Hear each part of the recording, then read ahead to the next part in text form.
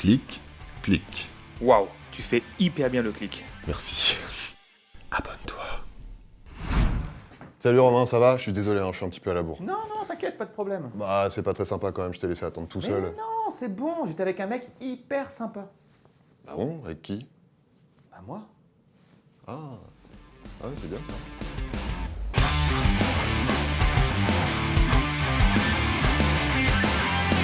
Qui se souvient de Gilbert Bécaud? Ben non, moi non plus. Il a chanté « La solitude, ça n'existe pas », par exemple. Spontanément, comme ça, on a envie de lui répondre « Bah, désolé mon vieux, mais non, nul. La solitude, ça existe de ouf, c'est même le mal du siècle. » Donc, Mais, en y réfléchissant un peu, la solitude, ça veut dire quoi? La solitude, donc, ce serait le mal du siècle. Bon, apparemment, il y a match, quand même, pour le mal du siècle. Donc, si ça se trouve, le mal du siècle, c'est l'expression mal du siècle, en fait. Oui, bon, bref. D'après les derniers sondages sur le sujet, 80% des Françaises et des Français estiment que la solitude, c'est un vrai problème, et 44% d'entre eux disent en souffrir au moins de temps en temps. Et c'est pas que français, parce que la Grande-Bretagne a créé un ministère de la solitude pour lutter contre ce fléau.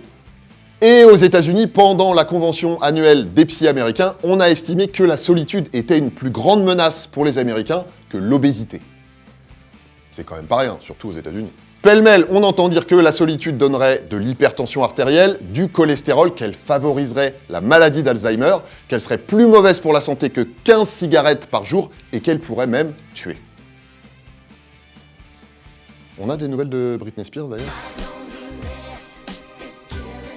Mal du siècle ou pas, la solitude, ce serait donc une maladie. Une maladie mortelle même. Ok, mais alors, la solitude, c'est quoi? Eh ben, Gilbert Bécaud, il avait peut-être raison, la solitude, ça n'existe pas. Les solitudes, peut-être. Parce que le mot englobe des situations très différentes. Si on prend la définition littérale, la solitude, c'est l'état de quelqu'un qui est seul, momentanément ou habituellement. Et si on regarde les exemples choisis pour illustrer ça, bah, ça ressemble pas exactement au mal du siècle. Mais ça, on va y revenir. Par contre, si on regarde la définition de l'isolement, déjà là, on commence à sentir une première nuance entre la solitude choisie et la solitude subie, c'est-à-dire l'isolement. L'isolement, ça peut être la conséquence de situations de la vie très différentes comme la maladie, l'hospitalisation, la vieillesse, la prison, l'expatriation, plein de choses. Mais en dehors de ces situations, si ça concerne autant de gens, c'est qu'il y a autre chose, on est d'accord.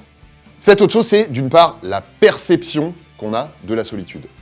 Et qui n'est pas forcément liée au nombre de personnes dans notre entourage, parce qu'il y a des personnes qui sont très entourées et qui se sentent très seules. Et c'est vrai que cette espèce de lien constant qu'on a avec les autres, avec les smartphones, les réseaux sociaux, etc., ça a un petit peu changé la donne, mais ça mériterait une vidéo à part entière. Mais en plus de ce sentiment d'être seul ou pas, il y a aussi la façon dont on perçoit, dont on ressent le fait d'être seul. C'est ce qui fait toute la différence entre les personnes qui recherchent la solitude et qui l'apprécient, et celles qui cherchent à tout prix à la fuir parce qu'elle les fait se sentir mal. Parce que pour choisir d'être seul, bien sûr, il faut pouvoir avoir le choix entre l'être ou pas, mais il faut aussi être capable d'aimer ça. De base, c'est vrai que pour un grand nombre de personnes, la solitude, elle est perçue de façon négative.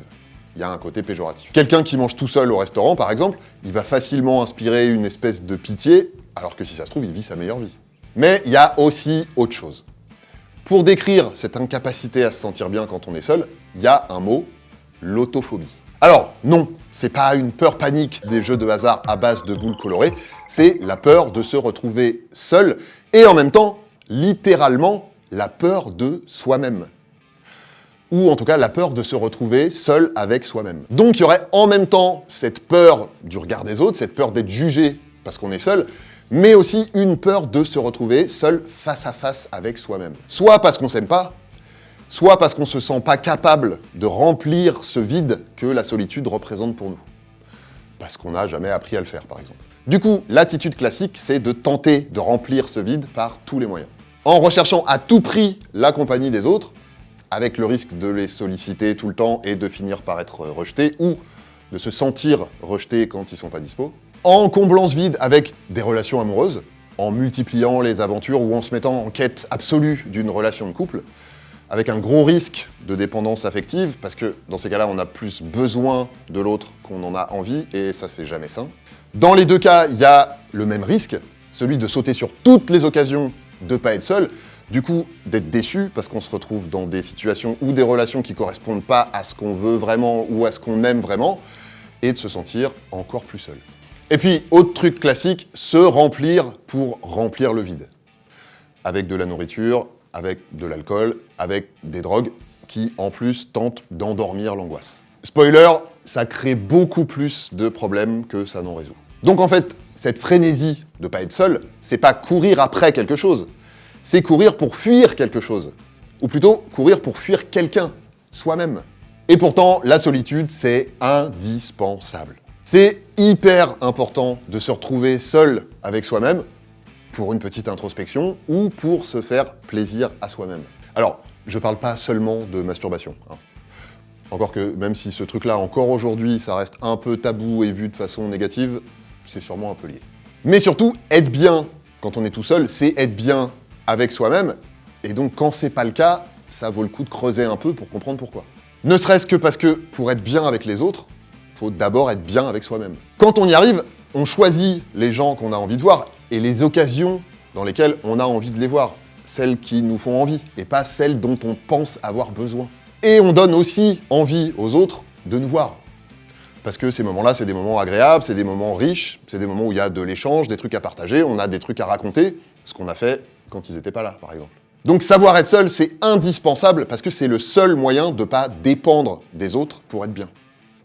Et parce que aimer être seul, c'est s'aimer soi-même. Mais ça, c'est vrai que c'est pas aussi simple. Alors, qu'est-ce qu'on peut faire pour apprendre à aimer être seul ? La première chose, c'est sûrement de casser cette image négative de la solitude et la crainte du regard des autres quand on est seul.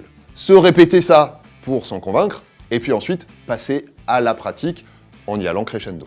Se balader en solo, aller se poser dans un café ou dans un parc pour bouquiner, aller au cinéma, se faire un petit plaisir simple tout seul. Vous verrez que très clairement, les autres gens ont autre chose à faire que de vous regarder en se demandant pourquoi vous êtes tout seul. Surtout si vous avez l'air de kiffer. Ensuite, il faut essayer de trouver ce qu'on peut faire pour se faire du bien. Prendre soin de soi, prendre soin de son corps, se faire un masque, un soin, ce qu'on veut, se cuisiner un petit truc à manger qu'on aime bien, n'importe quoi, du moment que c'est une démarche qui vous procure un plaisir immédiat et qui n'a aucun autre but que ça. Vous mettre bien. Faire du sport ou des trucs créatifs, genre de la musique, du dessin, écrire, tout ça, ça marche bien aussi parce que c'est un moment qu'on passe avec soi qui nous procure du plaisir qu'on peut refaire régulièrement avec en plus la satisfaction de voir qu'on progresse. Ça fait du bien à l'image qu'on a de soi-même et on a vu que dans ces cas-là, on en a bien besoin. Alors, pas besoin de se lancer dans des trucs incroyables, surtout il ne faut pas se fixer des objectifs trop élevés. Au début, des petites choses, c'est très bien. Et si vous savez rien faire de tout ça, apprendre, justement, ça peut être une bonne idée. Parce que ça aussi, c'est hyper valorisant. À condition d'être indulgent avec vous-même et de penser à vous dire bravo quand vous arrivez à faire quelque chose. Mais évidemment, dans l'absolu, en plus de tout ça, le mieux, c'est aussi d'aller en parler avec un professionnel. Un psy, pour comprendre d'où ça vient, cette autophobie, et avoir des pistes pour que ça s'arrange. Ça n'empêche pas d'avancer de son côté, mais ça aide à aller plus vite et à durer sur le long terme. Si vous voulez, il y a aussi des livres et des vidéos hyper intéressantes sur le sujet. Je vous mets les liens dans la description de la vidéo. Alors, attention, apprendre à être seul, ça ne veut pas dire être seul tout le temps. Il faut réussir à être autonome, à se suffire à soi-même par moment, à pas dépendre des autres pour être bien. Mais l'être humain, c'est un animal social. Donc l'idée, c'est pas de fuir complètement les autres. Gardez le contact avec vos proches et vos amis. Prenez de leurs nouvelles de temps en temps, ça se fait aussi. Et puis quand vous avez envie, proposez-leur de faire un truc ensemble. Attention, proposez-leur un truc dont vous avez vraiment envie. Et un truc qui va leur faire plaisir à eux aussi. Faut pas que ce soit juste un moyen de sortir de votre somme. Vous verrez, ça change tout. Donc oui, la solitude, ça peut rendre malade. Quand on est dans une situation d'isolement, quand elle est subie, ou quand on ne sait pas la gérer. C'est une réalité, et en plus de tous les troubles dont on a parlé au début de la vidéo, ça peut aussi provoquer des troubles psychologiques et mentaux, voire pousser au suicide. Donc c'est un vrai sujet. Mais la solitude, c'est pas une maladie en soi, c'est même vital. Et si vous êtes autophobe et que vous arrivez à l'apprivoiser, ça va devenir votre meilleur ami et vous changer la vie. Voilà, DTC, c'est fini pour aujourd'hui. On se retrouve très vite pour de nouvelles vidéos. D'ici là, prenez soin de vous et prenez soin des autres. mettez-vous bien et surtout, portez-vous bien.